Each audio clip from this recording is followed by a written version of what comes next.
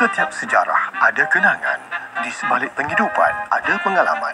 Sama-sama kita kongsikan. Assalamualaikum warahmatullahi wabarakatuh. Hari ini 30 April 2021. Coretan kita terima daripada Nurul Aisyah Zainal yang berada di Raub Pahang. Coretan ini akan disampaikan oleh Rosimah Simpan. Dan 3 lagu yang mengiringi coretan Nurul, Ketentuan Ramlah Ram diikuti Imah Melatiku Osman Hamzah. Seterusnya, Kalau Begitu Caramu Juliza Adliza. Sama-sama kita nikmati coretan daripada Nurul Aisyah Zainal. Terus setia bersama-sama Atila.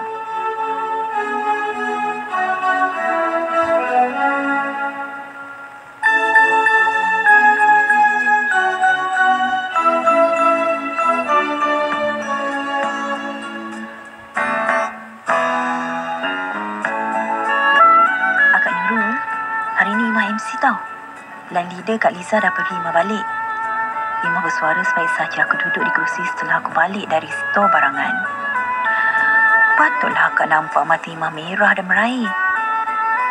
Okey, take care. Jumpa esok tau. Jangan ponteng pula. Jawabku ringkas sambil jari jemari aku likat masukkan komponen barang pada papan PCB. Anak mataku melirik ke arah Imah. Imah hanya mengangguk sambil dihadiahkan sekuntum senyuman buatku. Sebaik saja kelibat Imah hilang dari pandangan mataku, tiba-tiba hati aku terdetik. Betul ke Imah ni tak sihat? Ke disengaja cari alasan tidak mahu kerja lebih masa? Pagi tadi aku tengok Imah okey je. Masa makan tengah hari tadi pun berselera je. Tahu-tahu sebaik saja Kak Liza line leader umum petang ni kena OT sampai 7 malam, air muka Imah pun macam cuak je. Aku bukannya apa. Sejak Imah masuk kerja dalam kumpulan aku 3 bulan yang lalu, sedikit sebanyak aku sedia maklum dengan sikap Imah. Imah duduk bersebelahan dengan aku. Biasalah, pekerja kilang ni. Kalau berborak, perlahan memang perkara biasa. Janji tangan dan mata tak henti buat kerja, memang tak jadi kesalahan pun. Imah pula pekerja baru. Jadi, macam wartawan lah aku soal dia. Dari kisah dia, keluarganya, sampailah akademiknya. Semua dalam genggaman tangan aku. Masuk bulan kedua Imah bekerja, kami semakin akrab dan rapat. Aku sudah banyak kali pergi ke rumah Imah di Kampung Pancur Pekan. Begitu juga dengan Imah, selalu gak tidur rumah aku bila kami sama-sama balik dari kerja. Kilang estate tempat aku bekerja tu taklah jauh sangat dari rumah aku. Aku masih ingat lagi, hari tu hari pertama Imah tidur di rumah aku. Borak punya borak, sambil berbaring atas katil. Aku ni punyalah sedap bercerita. Itu ini. Imah senyap je. Tahu-tahu, aku cakap sorang-sorang. Cis, tak guna Imah ni. Rupanya dia dah sampai Temerloh. Aku pun bingkas bangun lalu padamkan lampu bilik. Aku ni tidur suka dalam gelap. Kalau terang, memang tak boleh tidur. Imah melatiku, mekarlah selalu, bercahayalah hidupku, dek sinar kasihmu. Imah melatiku, mewangi selalu, terasa keindahan dunia, kau dan aku. Imah yang ayu, ku sangat sayang padamu. Berat rasaku berjauhan darimu. Imah melatiku, wajahmu selalu bermain dalam tidurku. Imah, kau ku rindu.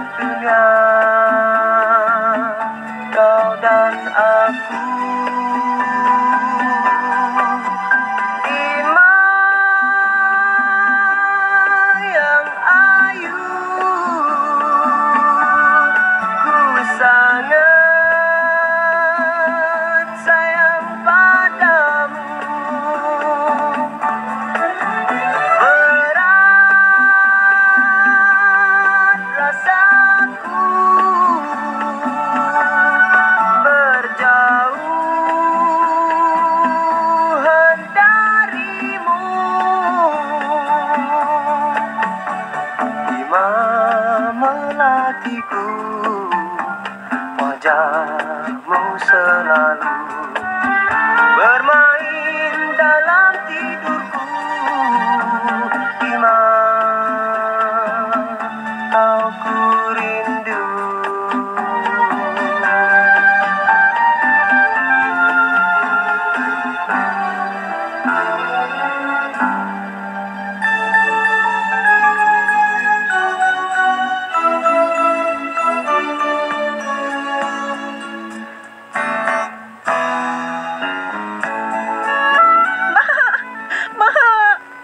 Kejut aku bila terdengar suara pekikan orang panggil mak tiba-tiba. Suara tu menangis seperti orang dalam ketakutan. Gelap! Gelap! Mak, gelap! Imah? Imah, kenapa ni? Aku bersuara sambil tangan aku meraba-raba cari Imah. Gelap! Gelap! Aku terus bangun meluru ke arah suis lampu. Sebaik saja lampu terang, aku tengok Imah duduk meratip badan dia goyang ke depan ke belakang tak keruan. Nampak penakut semua Imah masa tu. Akak Nurul, kenapa akak tutup lampu? Tiba-tiba Imah bersuara. Lega aku bila dengar suara Imah. Aku dah mula rasa seram. Kok Imah bersuara macam suara hantu ke? Apa ke? Macam orang kena rasuk ke kan? Wih, syukurlah Imah bukan bertukar jadi hantu. Akak minta maaf tau. Akak tak tahu Imah tak boleh tidur dalam gelap. Nak gugur jantung akak ni tahu bila dengar suara Imah menjerit tadi. Suspen gila, kataku berseluruh. Akak ni tak baik kata Imah hantu tau. Orang nak tidur ni mengantuk. Imah bersuara lagi seperti orang merajuk sambil tarik selimut. Kemudian aku dan Imah merebahkan badan ke tilam semula. Aku tak pasti masa tu pukul berapa. Puaskah aku lelapkan mata untuk tidur semula. Tambah pula lampu terang benderang lagi. Memang payahlah mata nak lelap. Budak Imah kat sebelah aku dah lama hanyut. Sedaplah dia tidur dalam terang. Aku juga yang sakit. Terkontang kanting, mata terkebil-kebil mengantuk. Pagi tu aku tak sedar pun azan subuh. Tahu-tahu dengar suara mak kejutkan kami bangun solat sambil ketuk-ketuk pintu bilik. Ketika aku, mak dan Imah bersarapan, tiba-tiba mak bertanya, "Siapa yang mengigau semalam? Dengar suara orang menjerit." Dalam tergelak, aku cakap, "Imah ni menjerit, terkejut lampu padam. Dia takut gelap. Imah ni budak lagi mak, umur baru 16 tahun. Sejak kecil tak suka tidur dalam gelap. Selalu menangis takut." Mak hanya tersenyum bila mendengar penjelasan aku. Imah ni sebenarnya budak baik, tapi dia ada sikap pelik sikit. Kalau katanya A, maka kita kena akur dengan apa yang dikatakannya. Biarpun kadang apa yang difikirkannya tidak masuk akal. Contohnya, di usia 16 tahun patutnya orang sebaya dia masih di bangku sekolah. Atau kalau tak lulus SRP pun, boleh mengulang semula. Tapi Imah ni, dia kata dia demam masa SRP. Jadi terus berhenti sekolah. Katanya lagi, orang perempuan tak payah nak sekolah tinggi sebab nanti kahwin suami yang tanggung. Aduhai, nak tergelak aku dibuatnya. Pelik, memang pelik. Sebab itulah aku macam tertanya-tanya dan tak percaya betul ke Imah ni sakit. Jangan-jangan dia malas OT. Ya, ubat angin minyak cap kapak. Itulah selalu senjata Imah gunakan kalau dia nak suruh orang percaya dia tak sihat. Mula-mula Imah akan cakap dia pening kepala. Kemudian, dia akan sapuk dekat dahi. Dan biasalah, minyak cap kapak tu kan pedih bila terkena mata. Dan mata jadi merah menyala. Hanya berlakon buat lemah sikit, dah gaya macam orang sakit. Aku bukannya cerita kosong. Imah sendiri yang mengaku kat aku. Kalau dia nak menipu tak sihat, tekniknya inilah dia selalu praktikkan dan gunakan. Hai Imah.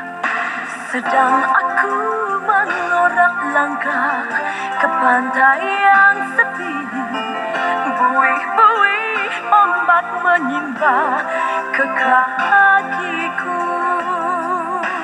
Bayu-bayu bertiupan membelai rambutku, seolah ia mengerti hatiku. Sememangnya cintamu. Kalau begitu caramu berderai hati, haruskah aku menunggu lagi? Namun ku akan coba menghadapi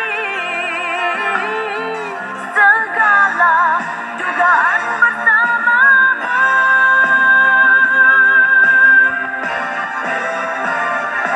Dulu ku menyangka sungguh indah bercinta, rupanya pahit bila kecewa. Kalau begitu caramu, biar ku pergi, tiada guna mengharap lagi. Namun ku akan coba mengingati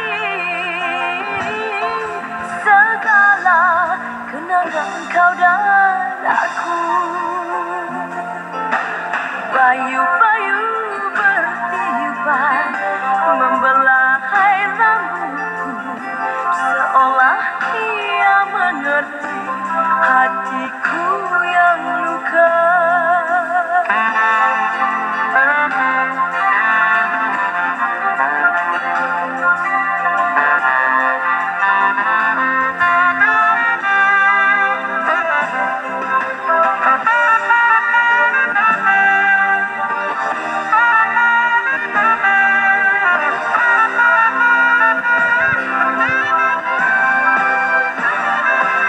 Memangnya aku terluka denganmu, tersinggungku oleh sikapmu.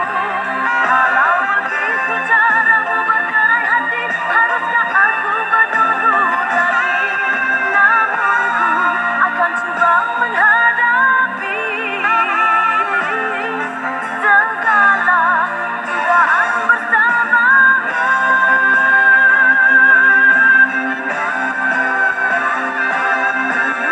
Menyangka sungguh indah bercinta, rupanya pahit bila kecewa. Kalau begitu caramu, biar ku pergi, tiada guna mengharap lagi. Namun ku akan coba mengingati segala kenangan kau dan aku.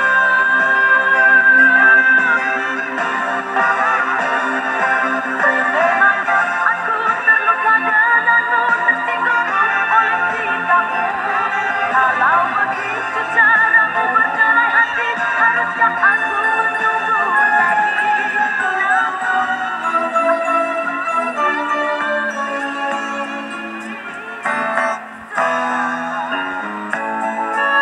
Tak sabar aku tunggu esok. Esoknya, sebaik saja aku nampak Imah, aku tersenyum sendiri. Lalu aku menyapa Imah.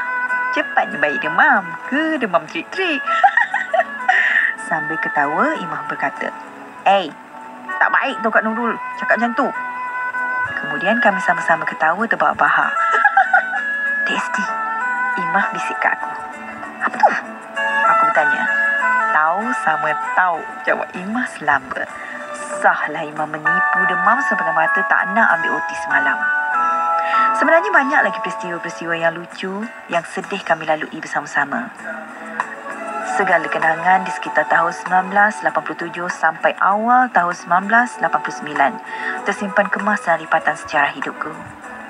Hubungan aku dengan Imah mula renggang apabila aku bertukar kerja ke estet Kuantan pada tahun 1990. Tahun 1993, aku dan suami berpindah dari Kuantan ke Keluang, Johor. Dalam tahun 96, aku pergi ke rumah Mak Imah. Itulah buat pertama kalinya aku berjumpa dengan Imah setelah aku berkahwin dan mempunyai 2 orang anak. Kami berhubungan semula melalui telefon. 2 tahun berikutnya, Mak Imah meninggal dunia dan aku pula baru beberapa bulan melahirkan anak yang ketiga. Aku pergi ke rumah Mak Imah untuk tengok keadaan Imah. Puas aku memanggil Imah tapi tiada orang pun. Pelik aku. Kipas siling berputar rigat. Kalau tak ada orang, takkan kipas terpasang kan? Suami aku syak, Imah ada dalam rumah tu. Tapi dia tak nak jumpa aku. Aku macam tak percaya je. Sampai hati Imah buat aku macam ni. Ketika suami aku hidupkan enjin kereta, tiba-tiba aku nampak seorang perempuan yang sedang mengangkat kain jemuran di ampaian. Rumah perempuan tua itu hanya selang 2 baris dari rumah Imah. Aku pergi menghampiri kakak tu. Kakak tu kata, Imah memang ada dalam rumah tu. Sejak mak dia meninggal, Imah yang duduk di rumah maknya tu. Jadi memang benarlah Imah tak nak jumpa aku. Dalam keadaan sedih, aku meninggalkan rumah Imah dengan berat hati. Anak aku yang nombor 3 tu sekarang sudah berusia 23 tahun. Aku tak tahu sama ada kebetulan ke apa. Yang pasti, anak aku ni ketika dia masih kecil memang suka tidur pasang lampu juga. Hingga ke hari ini, dah berjanggut pun, lampu juga sentiasa menyala menemani dia tidur setiap hari. Tak sangka aku. Terkadang aku rasa nak suka pun ada. Terkadang aku rasa sedih pun ada. Bila aku kenang-kenangkan semua ini asam garam kehidupan. Tak semua yang kita hendak, kita akan dapat. Aku sedar, semua ini sudah ketentuan darinya. Aku pula lebih selesa menetap di raut tanah kelahiran suamiku yang tercinta. Jiwa dan hatiku lebih tenang di sini. Tak semudah kau sangka, melepaskan kau pergi. Hati yang meronta, hampa kecewa. Ku tekad sembunyikannya dari pandanganmu. Aku rela begini, berakhirnya di sini. Dari bersamamu terus berkurang. Setelah cinta tiada lagi di hatimu. Ku hapuskan air mata dari mengiringi kesengsaraan mengharu perpisahan ini. Ku pujuk jiwa nestapa, pendamkanlah duka, pasrah pada lara ketentuan ini.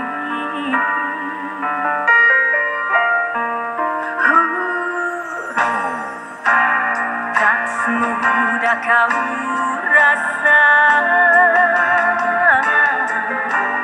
melepaskan kau pergi.